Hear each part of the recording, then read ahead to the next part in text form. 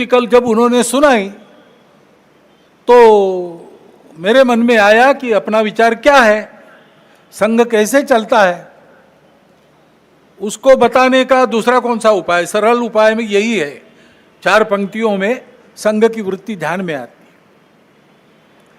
क्योंकि इन बातों में उलझे रहेंगे तो काम रह जाएंगे,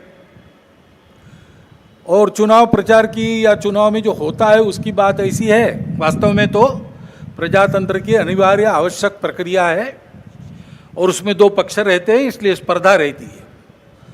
स्पर्धा रहती है तो दूसरे को पीछे करने का, स्वयं को आगे बढ़ाने का काम होता ही है, होना ही चाहिए। परंतु उसमें भी एक मर्यादा है, असत्य का उपयोग नहीं करना।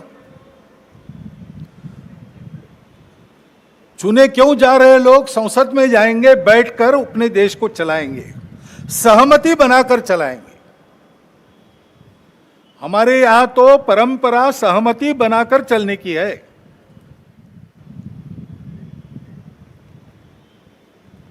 समानो मंत्र समिति समानी समानम मनस सहचित्तमेशाम। इस सहचित्त पर विनोबा भावे जी की टिप्पणी है। वो कहते हैं कि ऋग्वेदकारों को मानवीय मन का कितना ज्ञान था ये समझ में आता है। सब जगह उन्होंने सम कहा है, समानो मंत्र समिति समानी समानम मना, लेकिन चित्त के बारे में सम नहीं कहा, क्योंकि प्रत्येक व्यक्ति का चित्त मानस अलग अलग होता ही है, और इसलिए 100% मतों का मिलान होना संभव नहीं है।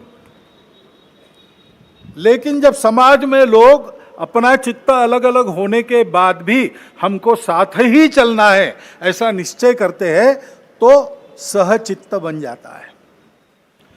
वास्तव में संसद क्यों है और उसमें 2 पक्ष क्यों है? इसलिए है कि दोनों पहलू उजागर हो। किसी भी सिक्के के 2 पहलू रहते हैं, ऐसे किसी भी प्रश्न के 2 पहलू रहते हैं। एक पक्ष एक पहलू का विचार करता है तो दूसरे पक्ष ने दूसरा पहलू उजागर करना है, ताकि जो होना है वो पूर्णतः ठीक हो, सहमति बने।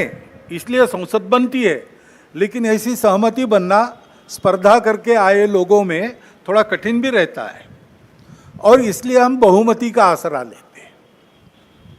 उसके लिए स्पर्धा चलती है। ये स्पर्धा है, कोई आपस का युद्ध तो है नहीं। जिस प्रकार ये बातें हुई, जिस प्रकार एक दूसरे को लताड़ना हुआ, जिस प्रकार प्रचार के दौरान हमारे करने से समाज में मनमुटाव बढ़ेगा, 2 गट बटेंगे, आपस में शंका संशय उत्पन्न होगा, इसका भी ख्याल नहीं रखा गया, और विनाकारण संघ जैसे संगठनों को भी उसमें खींचा गया। टेक्नोलॉजी का सहारा करके असत्य बातें परोसी गई, नितांत असत्य। क्या शास्त्र का, विज्ञान का, विद्या का ये उपयोग है? सज्जन विद्या का ये उपयोग नहीं करते। विद्या विवादाय ये खलस्य, ऐसा कहा है, विद्या विवादाय धनम मदाय शक्ति परेशान परपीडनाय खलस्य साधो विपरीतमेतत् ज्ञानाय दानाय च रक्षणाय। विद्या का उपयोग प्रबोधन करने के लिए होता है, लेकिन आधुनिक विद्या टेक्नोलॉजी का उपयोग असत्य परोसने के लिए किया गया। ऐसे से देश कैसे चलेगा भाई? आखिर सबको देश ही चलाना है ना। 2 पक्ष है, विरोधी पक्ष कहते हैं, मैं प्रतिपक्ष कहता हूं। वो विरोधी नहीं है, उसको विरोधी मानना भी नहीं चाहिए। वो प्रतिपक्ष है, वो एक पहलू उजागर कर रहा है, उसका भी विचार होना चाहिए।